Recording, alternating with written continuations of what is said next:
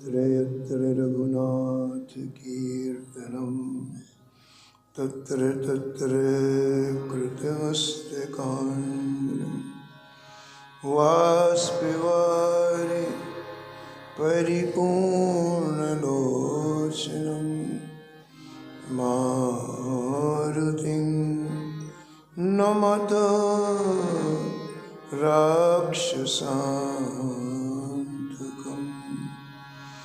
वाञ्छाकल्पतरुभ्यश्च कृपासिन्धुभ्येव च पतितानां पावनेभ्यो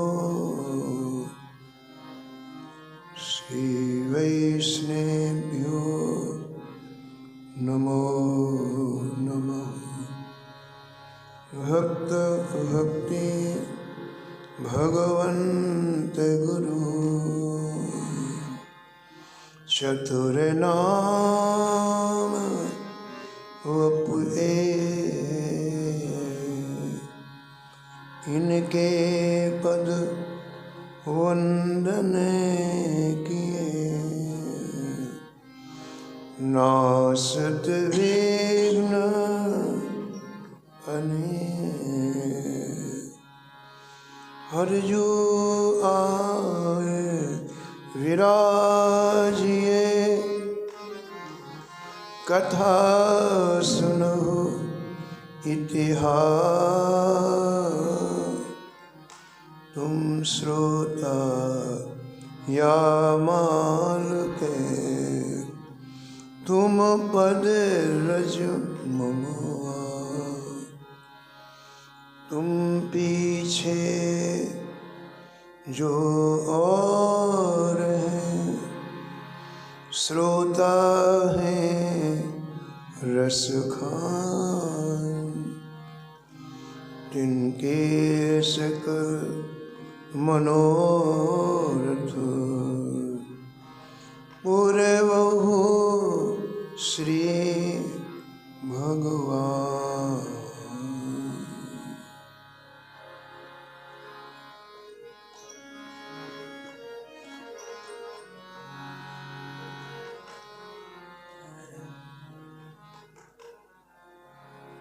राधे राधे गोविंद गोविंद राधे। राधे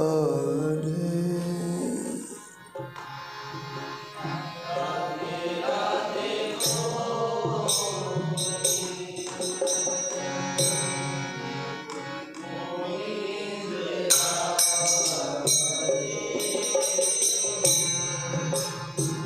राधे राधे गोविंद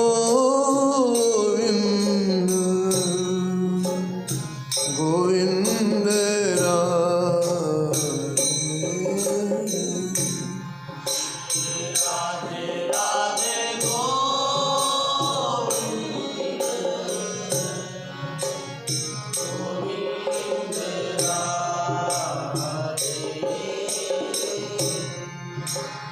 गोविंद राधे बोलो गोपाल राधे गोविंद राधे बोलो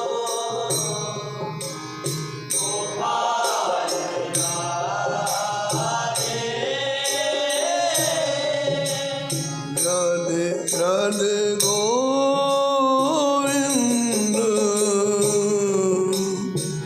गोविंद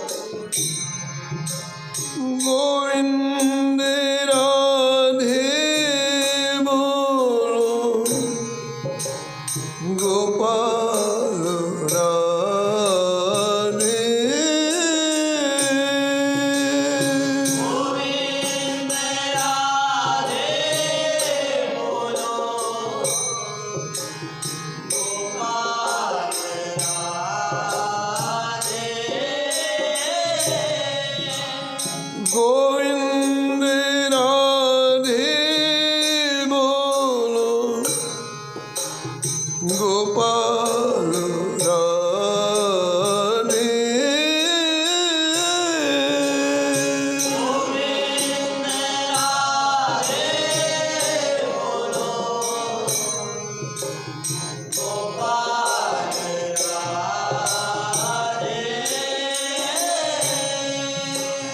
राधे राधे गोविंद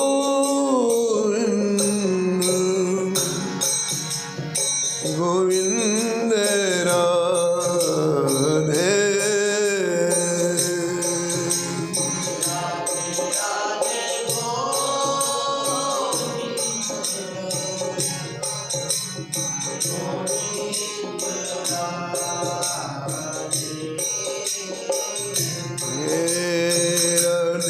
राधे गोविंद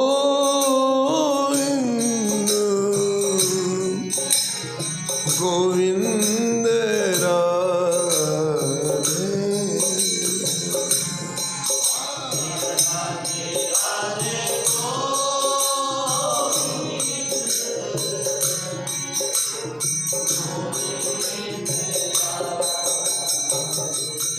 श्री जानकी वल्लभ लाल की श्री मंगल मूर्ति हनुमान जी महाराज की सपरिकर श्री भक्तमाल जी की श्री स्वामी अग्रदास जी महाराज की श्री नाभाजी महाराज की श्री प्रियदास जी महाराज की सब संत भगवान की श्री वृंदावन धाम की श्री बांके बिहारी लाल की श्री राधा वल्लभ लाल की श्री गिरिराज जी महाराज की श्री यमुने महारानी की श्री रामनाम महाराज की श्री महाराज जी की जय जय श्री राधे।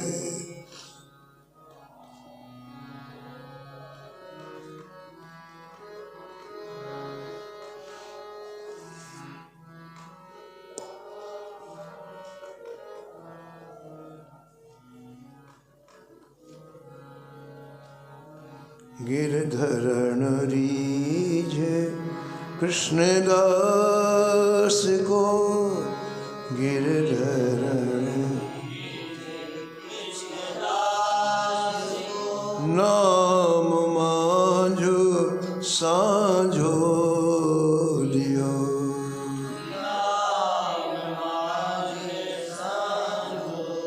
श्री वल्लभ गुरुदत्त भजन सागर गुण आगर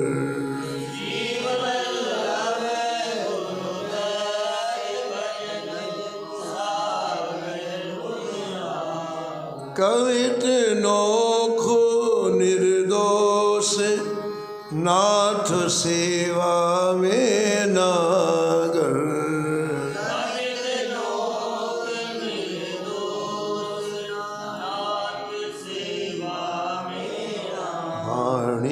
वंदित विदुष सुयस गोपाल अलंकृत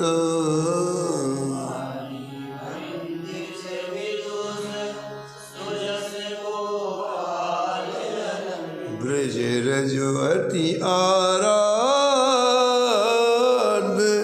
वह धारी सर्वसचित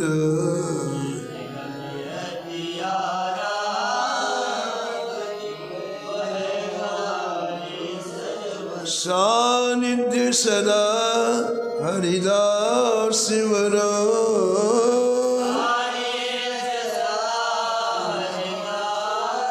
गौर श्याम व्रणव्रत लियो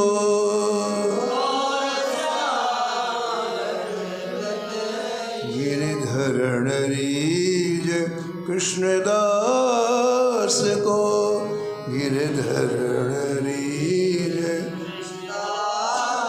नाम मांझ साझो दियो।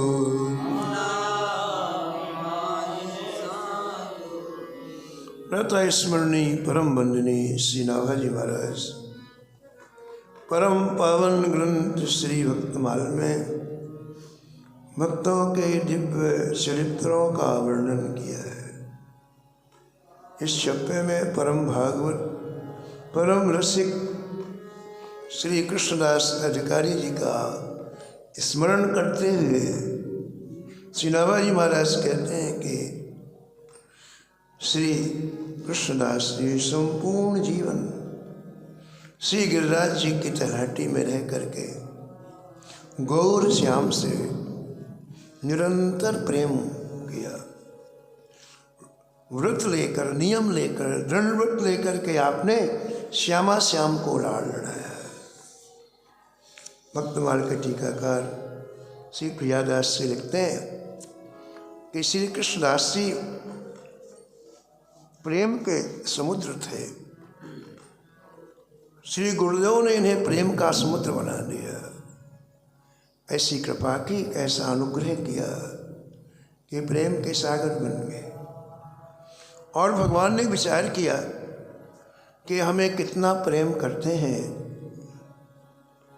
ये किसी को पता नहीं, और हम इन्हें कितना प्रेम करते हैं ये किसी को पता नहीं।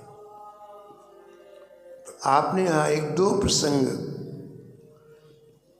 की अभिव्यक्ति की प्रियादास जी ने कि कैसे आपके बुलाने से दिल्ली चले गए गरम गरम जलेबी खाने के लिए, और आप जिस नृत्यांगना को लेकर के आए, किसी कारण से पूर्व जन्म के कर्मों के कारण कोई कर्मों में त्रुटि हो गई तो उसे नृत्य का काम, गायन का काम, वैश्या बनना पड़ा। लेकिन अंतःकरण में उसके भगवत रस भरा था, प्रेम भरा था।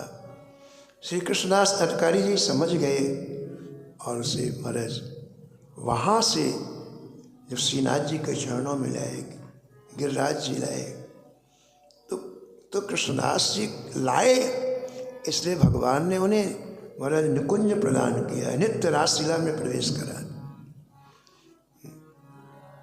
भगवान कितना चाहते हैं और संत का दर्शन कितना महत्वपूर्ण है। पूज्य महाराज जी श्री मथुरा दास जी महाराज इस प्रसंग में भक्तमाला का एक चरित्र और सुनाते थे, बहुत भाव से सुनाते थे। कहते देखो भाई, दक्षिण भारत में जगद्गुरु रामानंदाचार्य जी महाराज भ्रमण करते हुए पहुँचे। आपके साथ हजारों संत थे। दिन में आप यात्रा करते और रात्रि में आप सूर्यास्त जब हो जाता तो विश्राम करते। यही नियम था यात्रा का। एक समय सब संत प्रसाद पाते और आराम करते, प्रातःकाल अपना भजन करके फिर यात्रा में निकल जाते। ये नियम था। तो एक बार दक्षिण भारत में यात्रा करते करते सूर्यास्त होने वाला था, तो श्री रामानंदाचार्य जी ने कहा देखो भाई, आसपास में कोई जगह हो जहाँ सब संत रुक सकें और एकांत हो, गांव ना हो, शहर ना हो। तो सेवक चारों तरफ घूमकर देखने लग गए। एक बगीची दिखाई पड़ी जो नगर के बाहर थी। बहुत से वृक्ष थे उसमें, जल के लिए कुआं भी था उसमें, एक सरोवर भी था, फुलवाड़ी भी थी उसमें, और कोई व्यक्ति रहता नहीं था। सेवकों ने कहा जय जय, ये बस यहाँ से करीब 40 कदम दूरी पर एक बड़ी सुंदर बगीची है। बोले बस बस वहीं रुका जाए आज। और तुम्हारे इस बगीची का दरवाज़ा खोला संतों ने, और एक एक वृक्ष के नीचे सबने आसन लगा लिए। संतों का समय बड़ा कीमती होता है।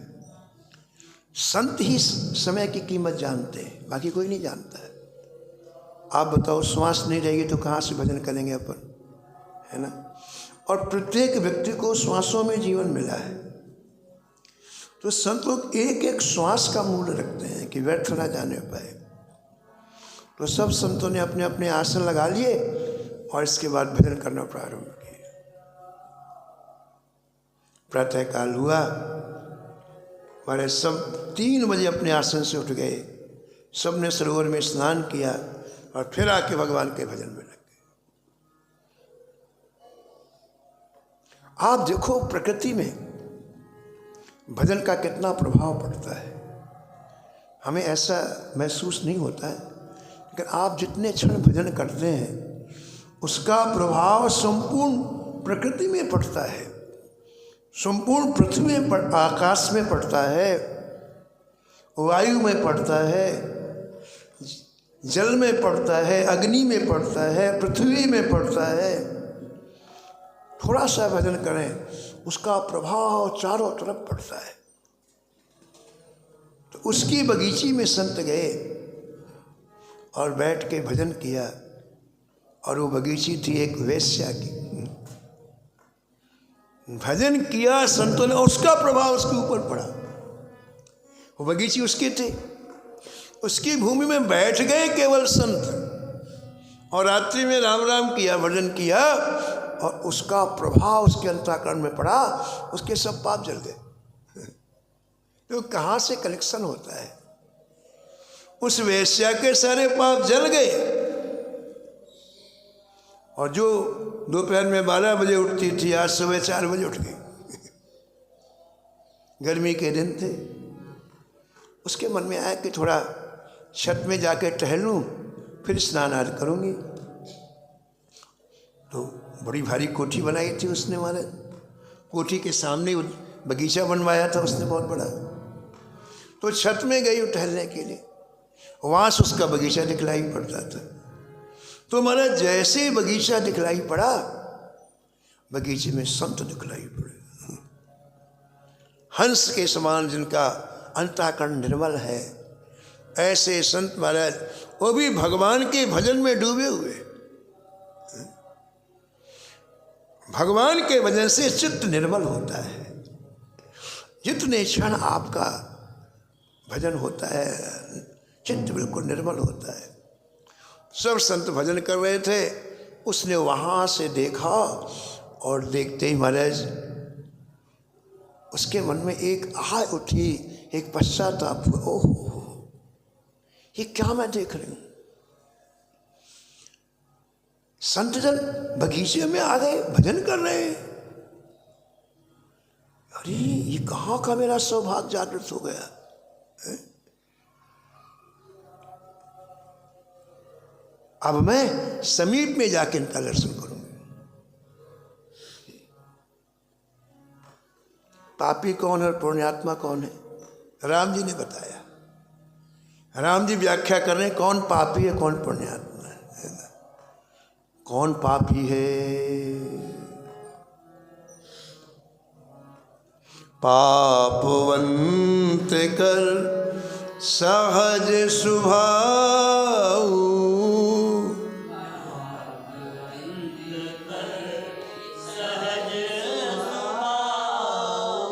भजन मोर तिहि भावन का।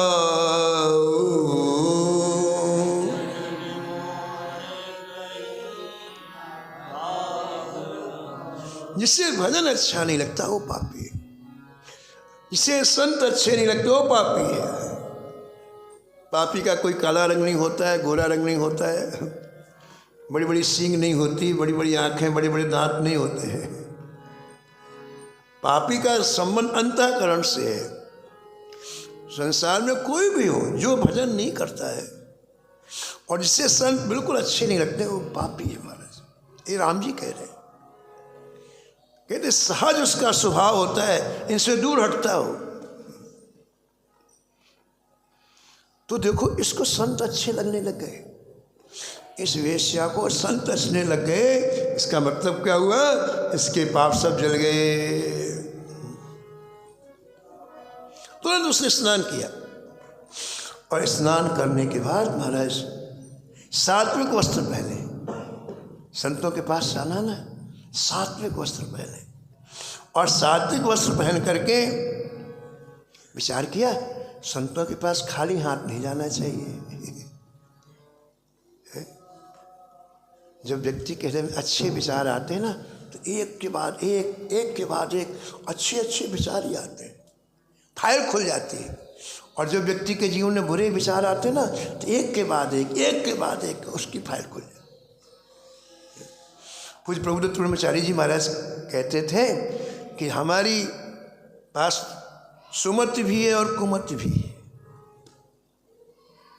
सुमति भी है और कुमति। मन की दो पत्नियां हैं, मन की दो पत्नियां हैं। कौन कौन सी बताओ? एक का नाम सुमति है, दूसरी का नाम कुमति है।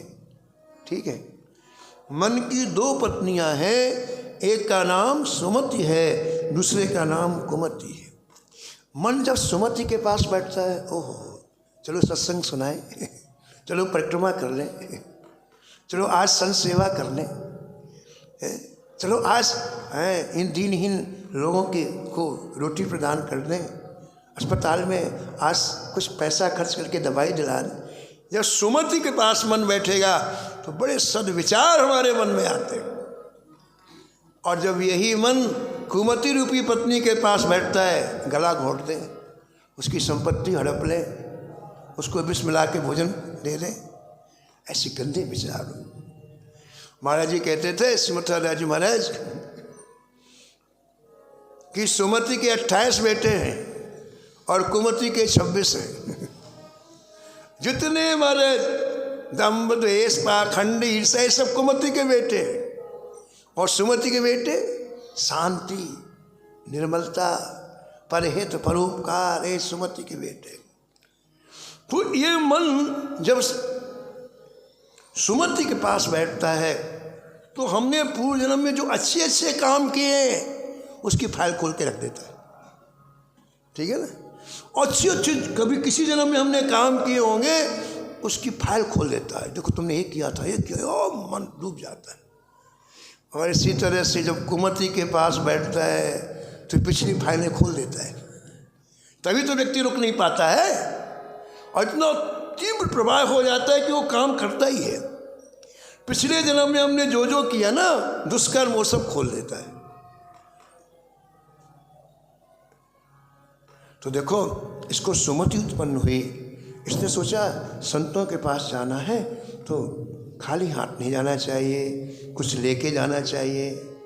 संपत्ति की कमी तो थी नहीं, एक सोने के थाल में स्वर्ण की मोहरें भरी उसमें, और जीवन में पहली बार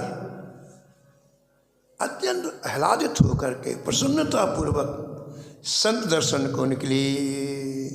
प्रियदास से लिखते हैं, निकसी झमक द्वार हंस से निहार सब, निकसी झमक द्वार हंस से निहार सब, कौन भाग जाग के भेद नहीं मेरे नाथ को, कौन भाग जागे भेद नहीं मेरे नाथ।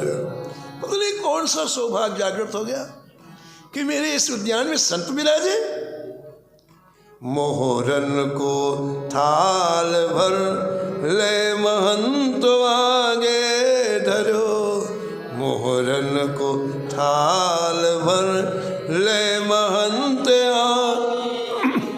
धरो, द्रग वीर कही भोग करो श्याम को, धरो द्रग नीर कही भोग करो श्याम को, भोग करो श्याम को, भोग करो श्याम को।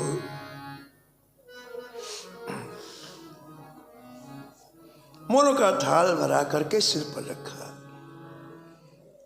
अपनी बगीची के पास में आ गई।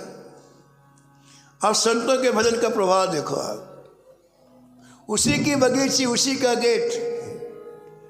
महाराज जी कहते थे श्रीमद दास जी महाराज कि जब वो बगीची के सामने आई तो उसके पैर जमीन में जाम हो गए, एक पग आगे नहीं जा सकते। बताओ, एक पग जमीन में, जैसे जमीन में कोई चीज पकड़ ले जमीन, ऐसे पैर बिल्कुल जाम हो गए, अब चल ही नहीं सकती, खड़ी हो गई। सिर पर मोरों का थाल रखा है, न एक इंच आगे जा सकती न पीछे जा सकती है। 1 घंटे खड़ी रही महाराज। तब तक कोई संत किसी काम से कोई कचरा वगैरह फेंकने के लिए दरवाजे के बाहर आए और देखा है कोई देवी खड़ी हुई, स्त्री खड़ी हुई है। बोले देवी जी क्यों खड़ी हैं, क्या बात है? तो इसने कहा कि मुझे श्री महाराज जी का दर्शन करना है, मैं दर्शन करने के लिए आया। संत बोले मैं आज्ञा लेके आऊँगा, आज्ञा दे देंगे तब तो तुम आ सकते हो। तो कचरा फेंक करके वो संत स्वामी रामानंदाचार्य जी के पास गए। कहा जय जय, एक कोई महिला आपका दर्शन करना चाहे। संत बड़े उदार बोले हाँ, कह दो उसे दर्शन कर ले। जब कहा तो पृथ्वी से उसके पैर उठे, नहीं पृथ्वी में पैर जाम हो गए। देखो संत के भजन का प्रभाव देखो। जब ये कह दिया कि ठीक है उसे कह दो दर्शन कर ले, तो पृथ्वी ने पैर छोड़ दिए और उसके पैर वहाँ से उठे। ग्रंथकार कहते हैं स्वामी जी के पास आई, रामानंदाचार्य जी के पास आई, मोनों से भरा हुआ थाल स्वामी जी के सामने रखा। आहा, कहती उस समय उसको इतनी खुशी हुई, संत दर्शन से इतनी खुशी हुई, उसके नेत्रों से आंसू बंद नहीं हो रहे। कितनी जल्दी जीवन में परिवर्तन होता है देखो आप। एक उसके पहले का जीवन और ये 2 घंटे में क्या लीला होगी देखो उसको। संत सगे लगने लग गए, अपने लगने लग गए। अरे इनसे प्रिय कुछ नहीं लग रहा उसे, पूरा शरीर आंसुओं से गीला हो गया। स्वामी रामानंदाचार्य जी का दर्शन करते ही ढर्यो द्रगनीर, पूरा शरीर आंसुओं से गीला हो गया और बहुत संभाल करके धैर्य धारण करके वो बोली जय जय, ये भेंट स्वीकार करो और इससे श्री सीताराम जी को आज भोग लगा हुआ, यानी भोग लगेगा तो सब संत पाएंगे। एक भोग स्वीकार करो, ऐसे श्री सीताराम जी का भोग लगाओ, ये भेंट स्वीकार करो, ऐसा कहा है। प्रियदास जी लिखते हैं पूछी तुम कौन, हाँ पूछी तुम कौन, काके भवन में जन्म लियो। पूछी तुम कौन, काके भवन में जन्म लियो। क्यों सुन मौन महा चिंता चित्त व्यापी है। क्यों सुन मौन महा चिंता चित्त व्यापी है। चिंता चित्त व्यापी है, चिंता चित्त व्यापी। भेंट देख करके और उसके निरंतर आंखों से आंसू निकल रहे हैं। तो स्वामी रामानंदाचार्य जी ने पूछा आपका परिचय क्या है? पूछी तुम कौन, आपका परिचय क्या है? आपका जन्म किस परिवार में हुआ है? श्री प्रियादास जी कहते हैं कि इतना सुनते ही वो महाचिंता में डूब गई। उसको लगा यदि मैं पहले का परिचय दूंगी कि मैं कौन थी तो जरूर कहेंगे हट जाओ यहां से।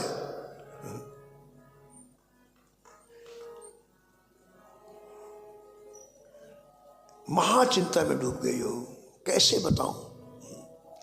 अब जो स्थिति है वर्तमान में, अब तो साधुता की स्थिति है, लेकिन इसके पहले तो वो असाधु थी, उसका जीवन अच्छा नहीं था।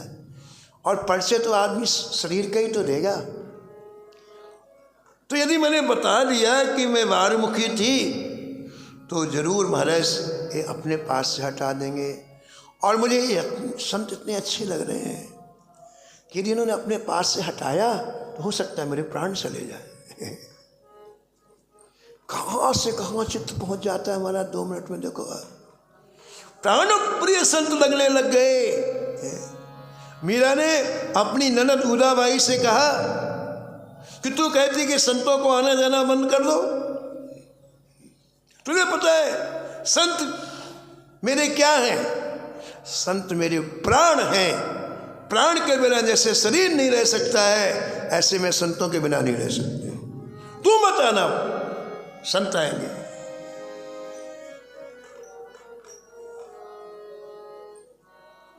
हमारा शरीर उसका कांपने लग गया, पसीने पसीने हो।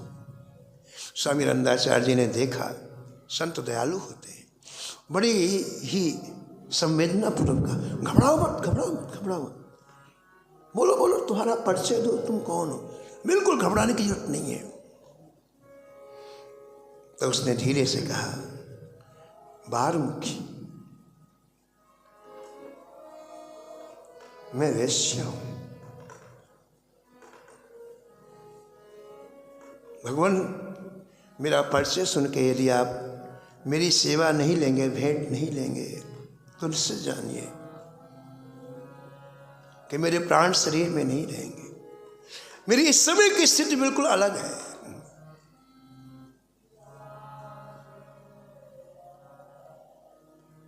स्वामी नंदाचार्य ने कहा, देखो देवी, शास्त्र के अनुसार हम तुम्हारी भेंट नहीं ले सकते, लेकिन तुम्हारे भाव का अनादर भी नहीं है। इस समय तुम्हारे हृदय की जो स्थिति है इतनी अच्छी है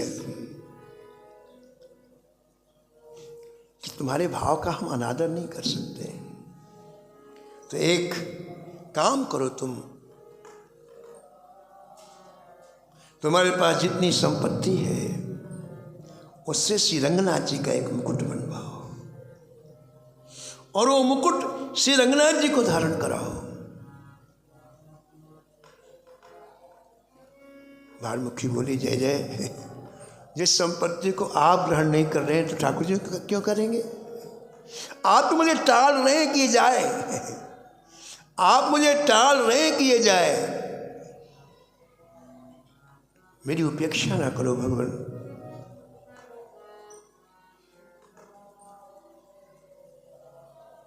मैं आपके चरणों में बार बार निवेदन कर रही हूँ, शरीर से मेरे प्राण अलग हो जाएंगे।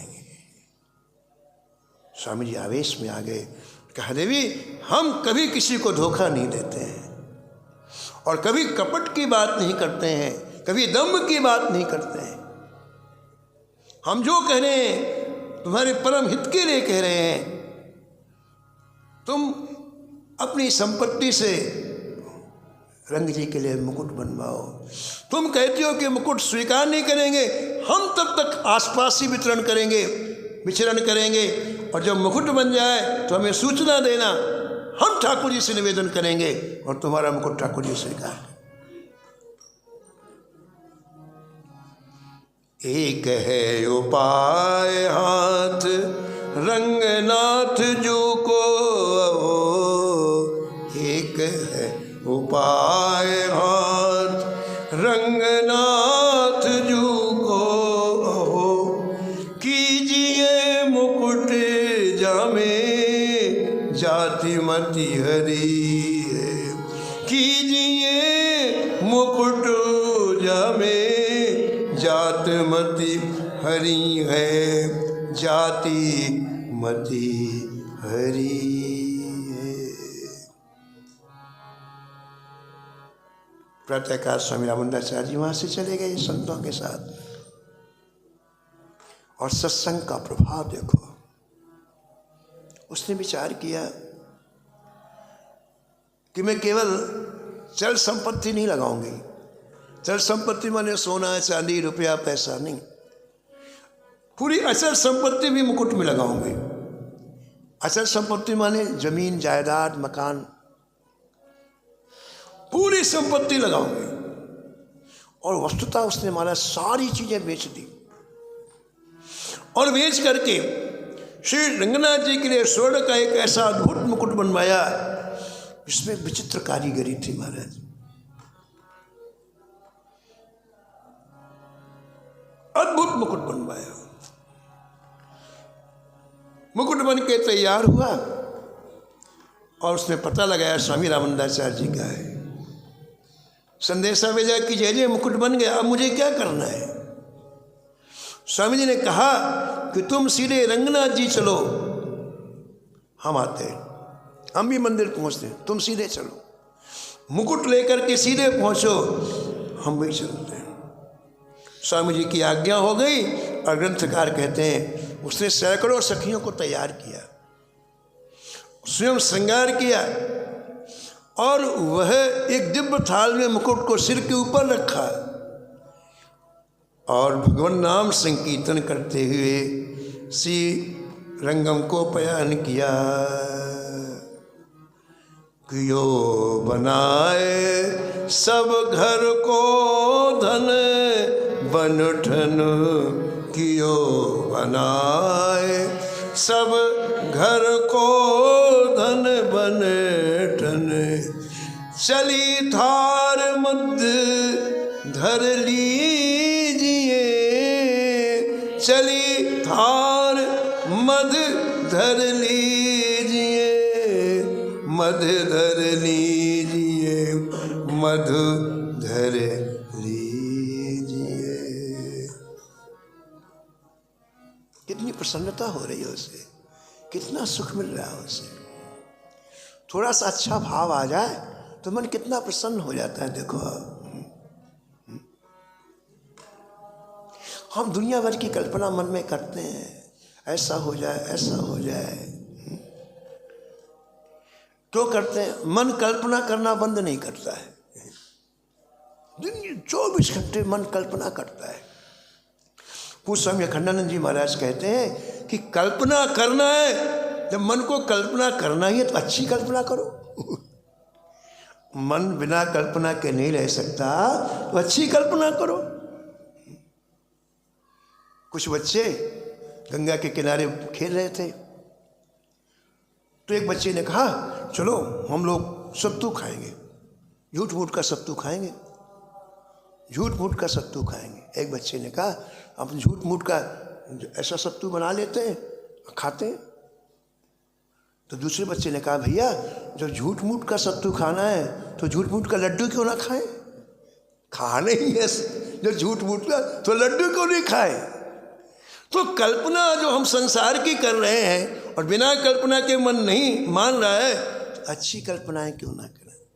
2 मिनट के लिए यदि मन में अच्छी कल्पना आ जाए, हमारे सामने श्याम सुंदर खड़े हुए हैं, मुरली बजा रहे हैं, सिर में अलकावली है, मोर का मुकुट है और टुकुर टुकुर हमें निहार रहे हैं, देखो कितना खुश हो जाता है मन।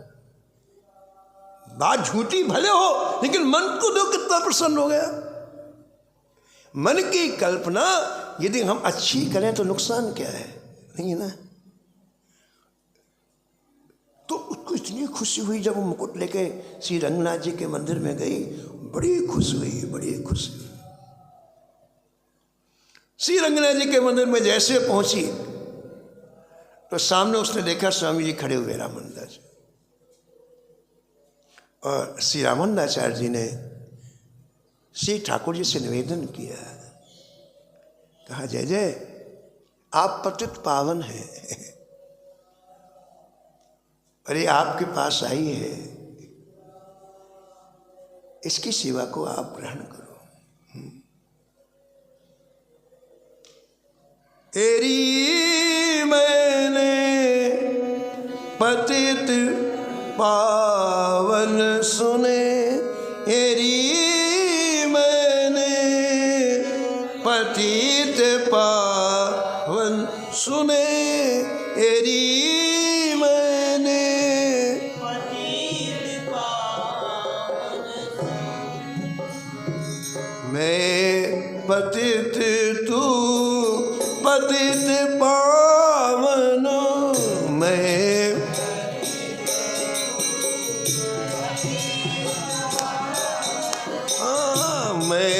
पतित तू पतित पावन, मैं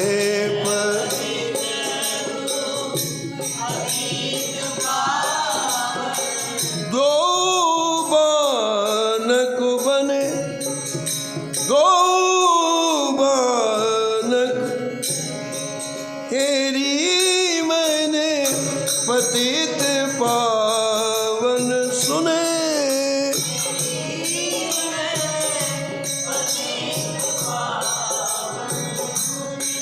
मेरी मैंने पतित पावन सुने।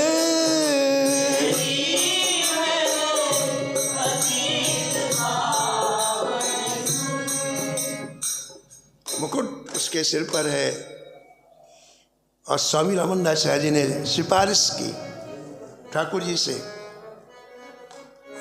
और देखो आप संतों की बात की कितना सम्मान करते हैं ठाकुर जी। श्री रंगनाथ जी के सामने मुख्य पुजारी खड़े हुए थे। श्री ठाकुर जी मुख्य पुजारी से बोले, जाओ उससे कहो, जाओ उससे कहो कि मुकुट अंदर गर्भगृह में आकर हमें धारण कराए। जाओ उससे कहो, मुख्य पुजारी से बोले कि मुकुट गर्भगृह में, कोई गर्भगृह में जा नहीं सकता पुजारी के सिवा। ठाकुर किसके लिए नियम बदलने, कानून बदलने की जरूरत थोड़ी है। सारे नियम कानून ठाकुर के बनाए हुए हैं। जाओ इससे कहो कि गर्भगृह में आकर के हमें मुकुट धारण कराए। अब पुजारी जी की हवा खस की, लेकिन सामने ठाकुर जी चलती नहीं हो गए। और जाकर के उस बारमुखी इस वेश्या से कहा, देवी श्री ठाकुर जी कह रहे हैं कि अंदर चल करके मुकुट धारण करो। उसको इतनी खुशी हुई। कहा मुकुट स्वीकार करने वाली बात थी और अपने हाथों से धारण करने के लिए आज्ञा। अत्याधिक प्रसन्नता हुई, अत्याधिक। और अत्याधिक प्रसन्नता में शरीर का बैलेंस बिगड़ जाता है। बहुत ज़्यादा दुख हो या बहुत ज़्यादा सुख हो तो शरीर की आंतरिक स्थिति बिगड़ जाती है। भक्तमाल जी में लिखा है उसको स्त्री धर्म हो गया, वहीं मंदिर में ही खड़े खड़े स्त्री धर्म हो गया। अब वो क्या करे? पुजारी जी कह रहे हैं, ठाकुर जी बुला रहे हैं, अंदर की स्थिति हो गई। आप देखो, आप ठाकुर जी से स्वीकार करते हैं तो कैसा स्वीकार करते, एक भी दोष नहीं देखते महाराज, एक भी। दुनिया की दृष्टि में वो ऐसा है, वो ऐसा है, लेकिन ठाकुर जिसे स्वीकार करते हैं तो बिल्कुल पूरा स्वीकार करते हैं। पुजारी जी को पता चल गया कि स्त्री धर्म हो गया तो लौट के गए ठाकुर जी के पास। बोले जैसे वो मंदिर में अंदर आने लायक नहीं। ठाकुर जी, तुम्हें पता है कि हमें पता है, लेके आओ सर। कौन प्रभु की रीत ऐसी,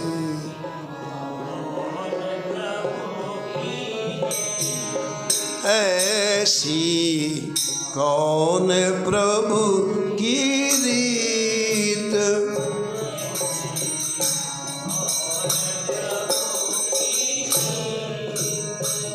बिरद हेत पुनीत पर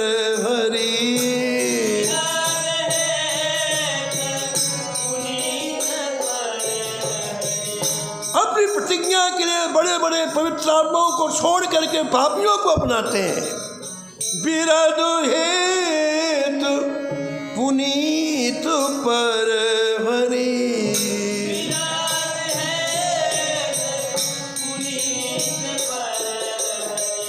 पावरन पर प्रीति,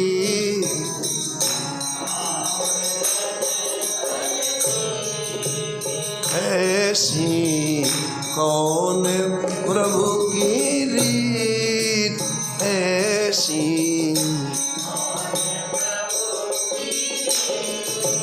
ऐसी कौन प्रभु की रीत है। पुजारी के साथ में गई बारमुखी महाराज अंदर गर्भगृह के रंगनाथ जी के, और उसने मुकुट दोनों हाथों में उठाया श्री ठाकुर जी के सिर में धारण कराने के लिए।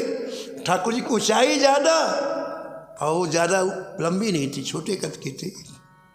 अब उसका मुकुट पहुंच नहीं रहा ठाकुर जी के सिर तक। ये उठाया ना, और ठाकुर जी फिर भी ऊंचे, 1 फुट ऊंचे। अब कैसे धारण कराए मुकुट? प्रियदासी कहते हैं कि तुरंत ठाकुर ने सिर झुका दिया, और जैसे रंगनाथ जी ने सिर झुकाया मैं उसने मुकुट पहना दिया। बोलो भक्तवत्सल भगवान की। भोले आप या को लाए, आप पहराए जाए। भोले आप या को लाए, दियो पहराए नयो शीस मत रीझिए। दियो पहराए शीस मत रीझिए। शीस मत रीझिए, शीस मत रीझिए, शीस मत रीझिए।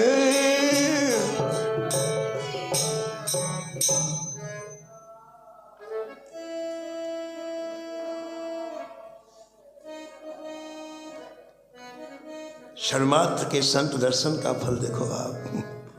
कहाँ उसका वो जीवन और कहाँ ये जीवन। ऐसे वो कृष्णदास जी जिस वेश्या को लाए, नृत्यांगना को लाए, कहाँ उसका वो जीवन। आज वो श्री ठाकुर जी के निकुंज में प्रवेश कर गई, दिव्य रास में प्रवेश कर गई। इसलिए जीवन का सर्वोत्कृष्ट लाभ क्या है? संतों का संग।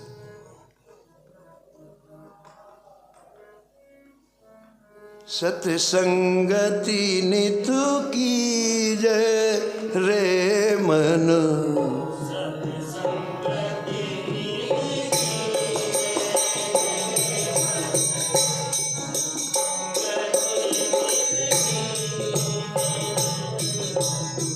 संत मिलनो त्रैतापुन सावत।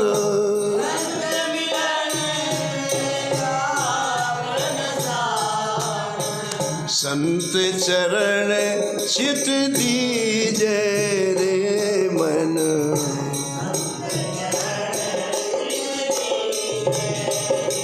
हाँ सत्संगति नित की जय रे मन।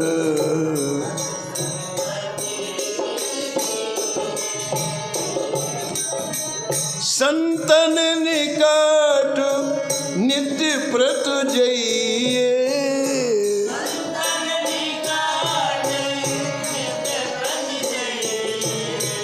हरि नामामृत पीजे रे मन।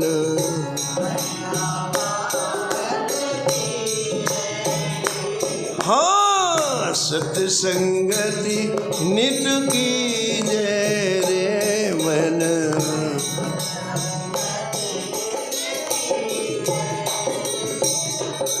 संतन सकल भात नित से।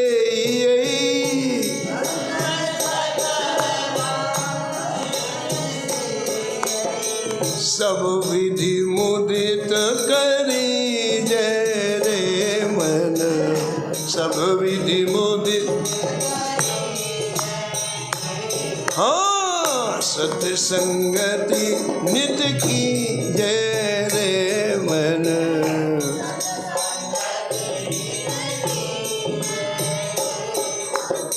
संत सुहृदय जे पंथ बतावे।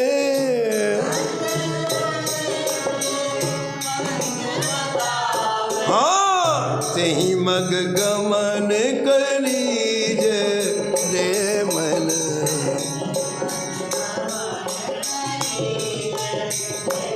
हाँ सत्संगति नित की जय रे मन।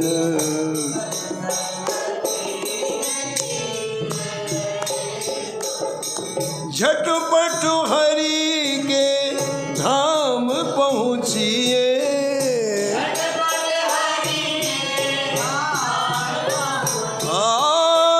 झटपट हरि के धाम पहुँचिए।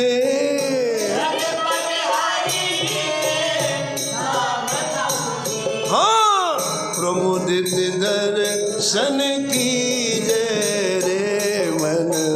प्रमुदित। हाँ सत्संगति नित की जय रे मन।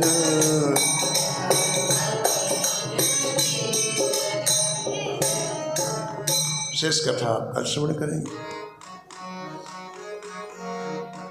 हरि भजले हरि भजले हरि भजने का मौका है।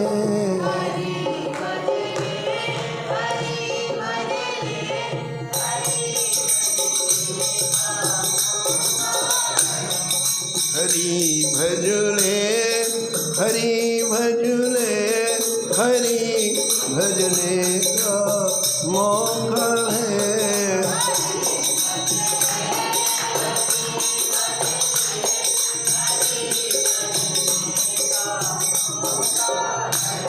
हे मौका चूक न जाए, हे मौका भी अनोखा है।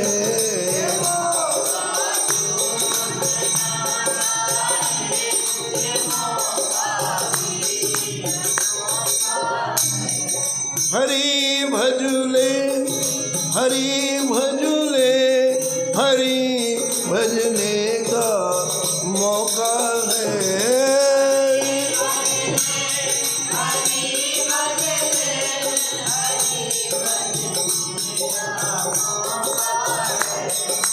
नमो नमो श्री भक्त सुमा,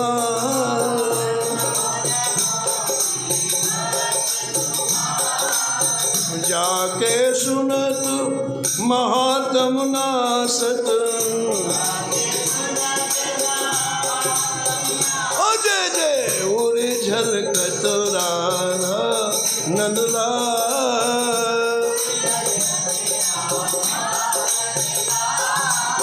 गद गद स्वर पुलकित अंगो अंगनी,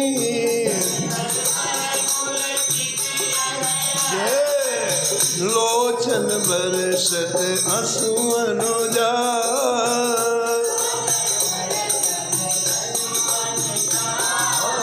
उतर जात अभिमान व्याल विष,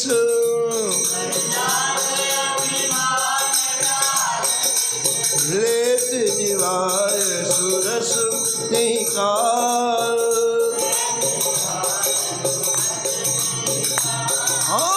होत प्रीत हरि भक्त जनन सो,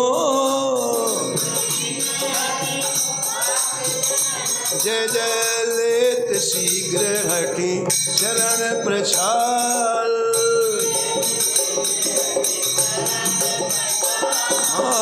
तजत कुसंग लेत सत्संगति,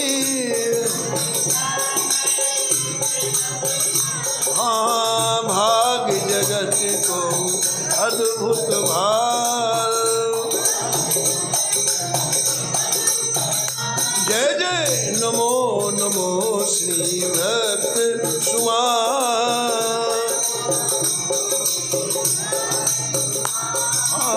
निशिवासन सोवत अरु जागत,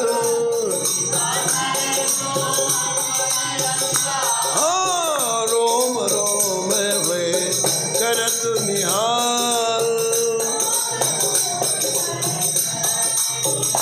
श्री अग्र नारायण दास प्रिया प्रिय,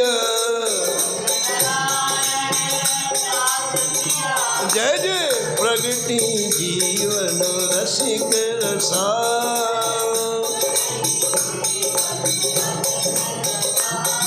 सीताराम सीताराम सीताराम सीताराम, जय जय राधे श्याम राधे श्याम राधे श्याम राधे श्याम।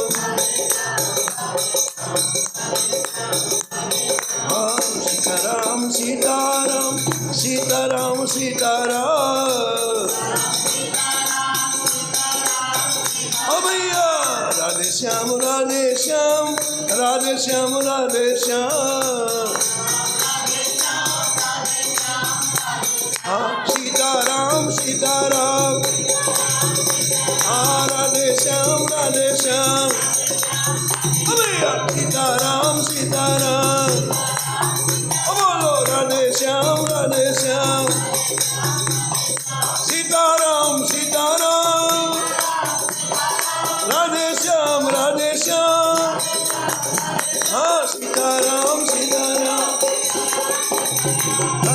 श्याम राधे श्याम। ओ भैया सीताराम सीताराम। हाँ राधे श्याम राधे श्याम। हाँ सीताराम सीताराम। राम राधे श्याम राधे श्याम।